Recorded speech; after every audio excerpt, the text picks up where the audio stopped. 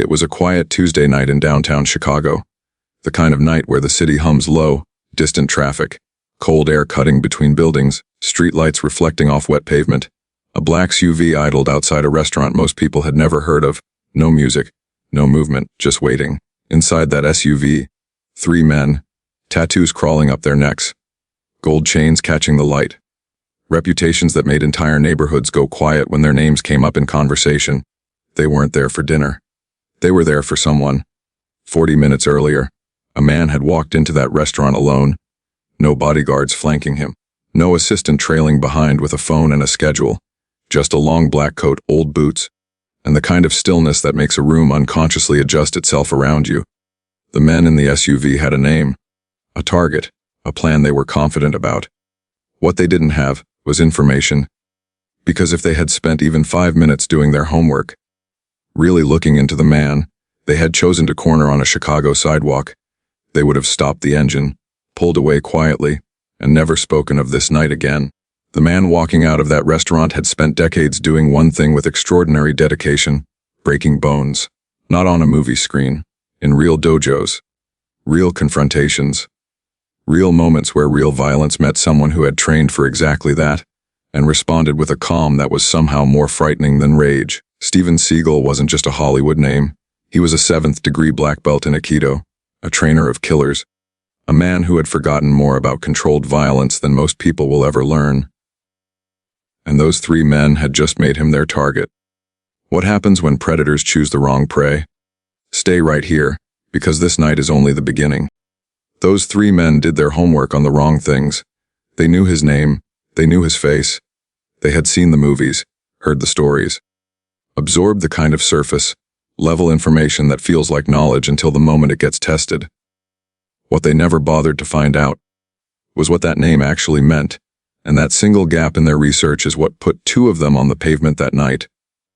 So let's fill that gap now. Because if Marco had known what you're about to know, that SUV would have pulled away quietly, and this story would never have existed. Steven Frederick Seagal was born in 1952 in Lansing, Michigan. Skinny kid. Quiet. Dealt with asthma that limited him physically in ways that frustrated him deeply. No size. No natural intimidation. Nothing that would have made anyone look twice. But he watched everything. He studied people the way others study textbooks, obsessively, quietly, retaining details that most people let slip past them without a second thought. At 15, he found martial arts. Something that had been restless inside him finally went completely still. He didn't treat it like a hobby or an after-school activity. He trained like a man who had found his only language. By 17, he made a decision that fully grown adults with resources and confidence wouldn't have attempted. He moved to Japan, alone, a young American in a country with no interest in making space for outsiders, especially ones who wanted to be taken seriously in disciplines that took locals decades to master. He didn't ask for space. He earned it, year by year, session by session, in training rooms where respect was never given, only extracted through consistency, discipline, and pain. And then he did something that had never been done before in the entire history of that discipline. He became the first foreigner ever to operate an Aikido dojo in Japan. Not the first American, the first foreigner in history ever. Marco didn't know any of this. And that ignorance had a price, one he paid in full on a Chicago sidewalk at 9 p.m. on a Tuesday night. The evening had started simply enough. Steven had agreed to meet an old associate, someone connected to the Chicago restaurant scene who wanted his perspective on a business venture. Nothing unusual. Steven moved in wide circles. Businessmen, law enforcement, artists, people who respected discretion and kept their conversations quiet.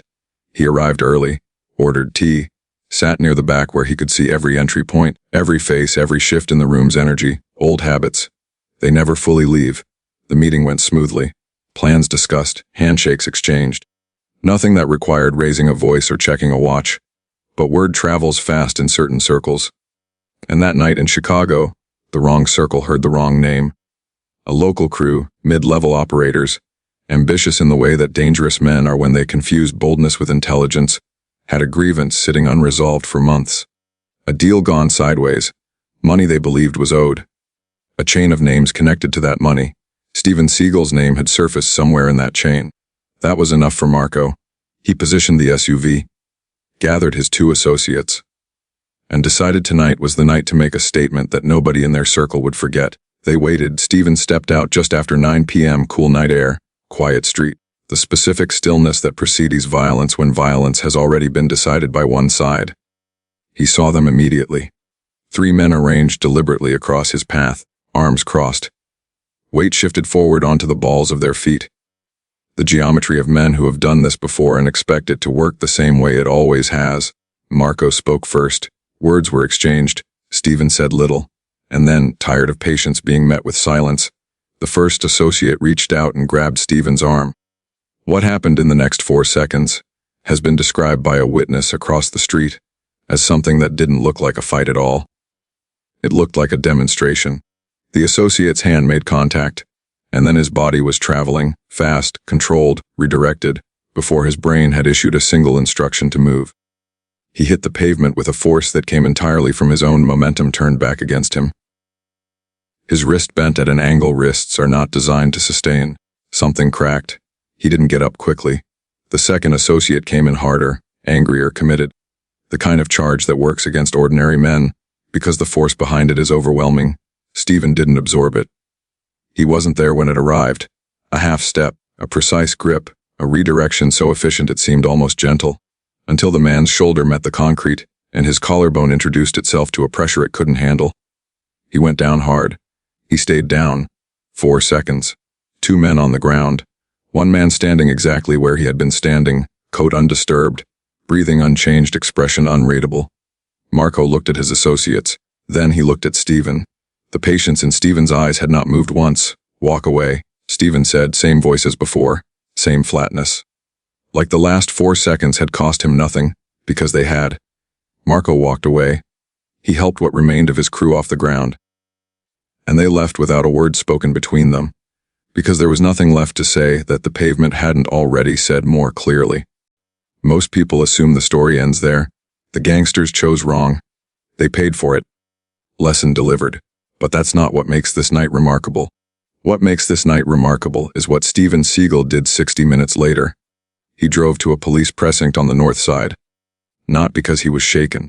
Not because he needed protection or documentation, or the comfort of authority after a violent encounter.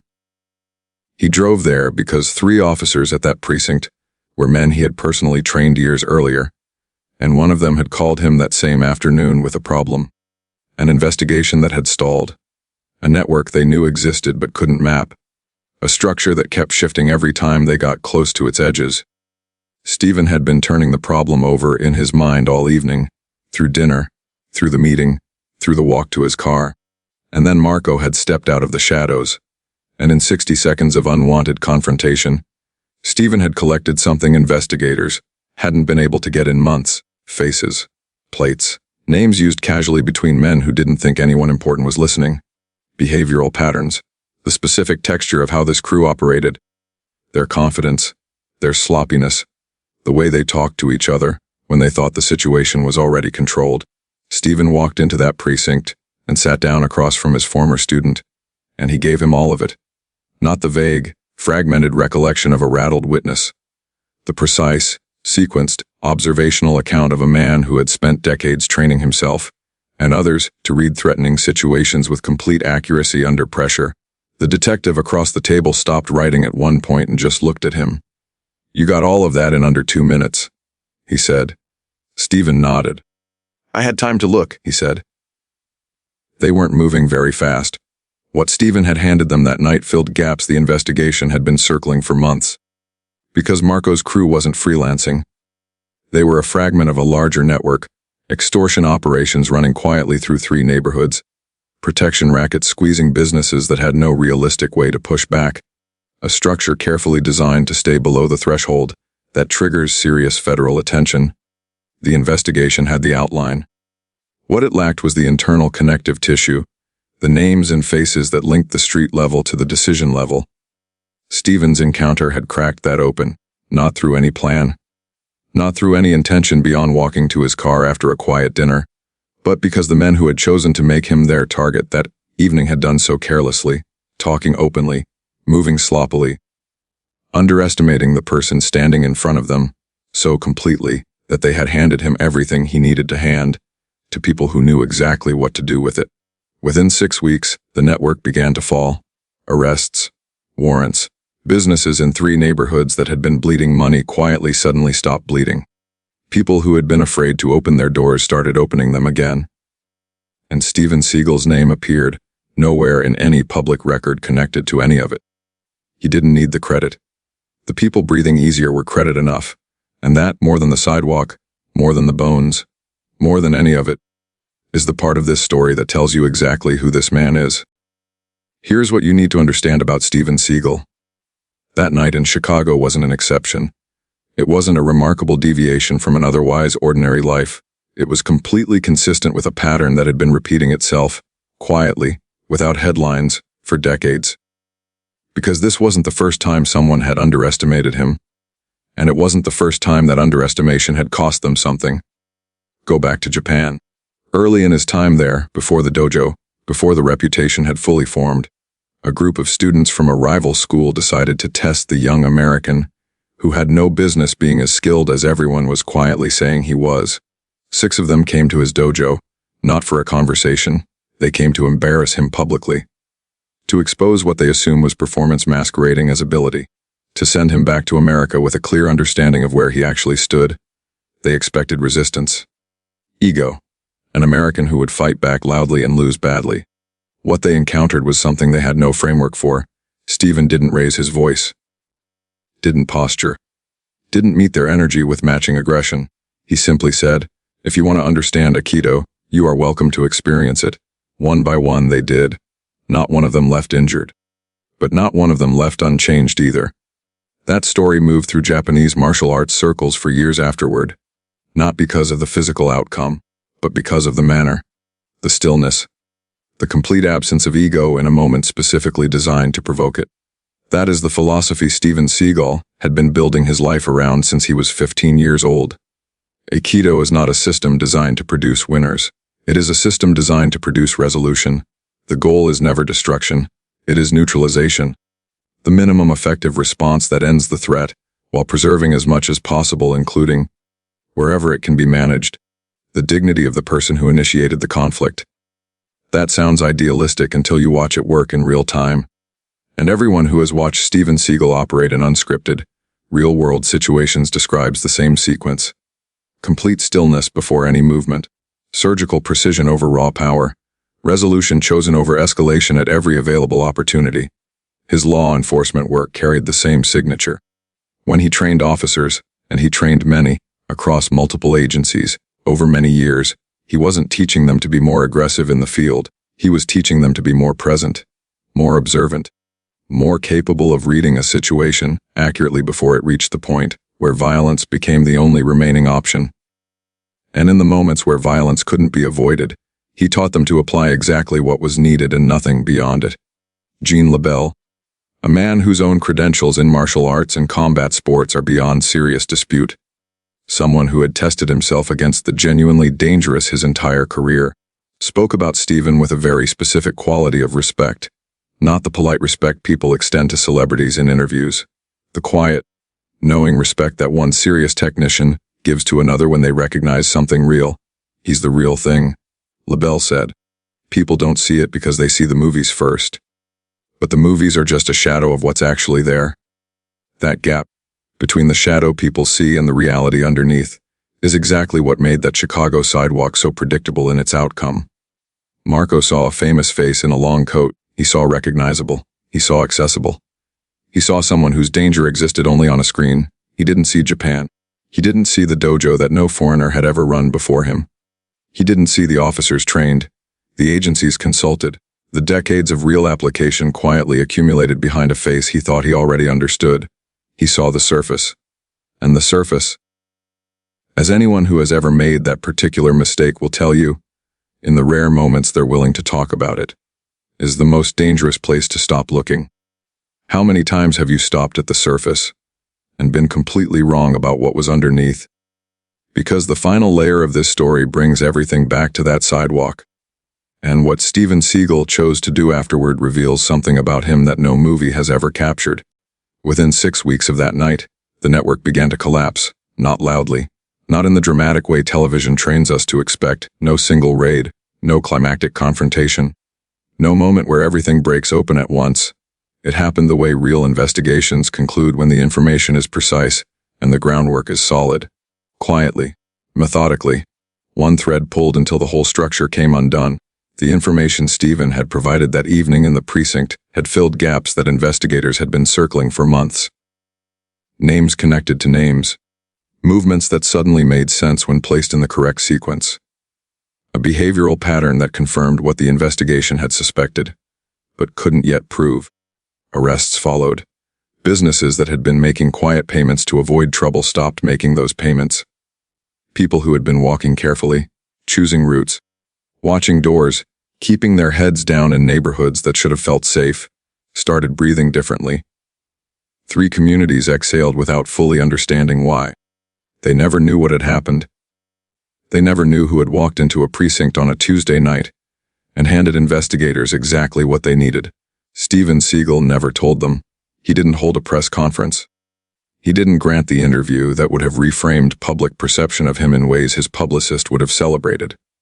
He said nothing publicly, until that brief, almost accidental exchange outside an event, weeks later, when a reporter caught him in an unguarded moment and asked the question directly. "Were you angry?" The reporter said. "When those men came at you, were you angry?" Steven considered it genuinely, not performing consideration. Actually thinking. "No," he said. "Anger is a waste of energy in a situation like that. You need clarity. Anger takes clarity away." The reporter pushed. "Did you want them to face consequences?"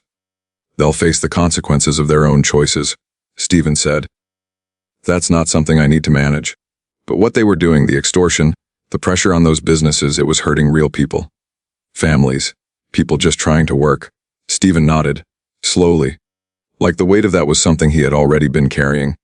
"That's why I went to the precinct," he said. "Not for me. I didn't need anything for me. I went because those people didn't have the option I had." And there it is. That answer, delivered quietly, without theater, in a brief exchange that most people never heard about, is the one that cuts through everything else in this story. Because Steven Seagal stood on that sidewalk with every physical option available to him. He had the training. He had the ability. He had, in a purely technical sense, the capacity to respond in ways that would have been far more final than what he chose. He chose the minimum, precisely calibrated, cleanly executed, nothing beyond what the moment required, and then he used what the encounter had given him, information, clarity, confirmation, to do something that mattered on a scale far larger than a sidewalk confrontation. He protected people he had never met. People who would never know his name was connected to their relief. People who simply woke up one morning and noticed, without understanding why, that the pressure had lifted. That is not the behavior of a man performing strength. That is the behavior of a man who has understood, at a level most people never reach, what strength is actually for. It is not for proving. It is not for displaying. It is not for the moment when someone is watching and the story will be told afterward.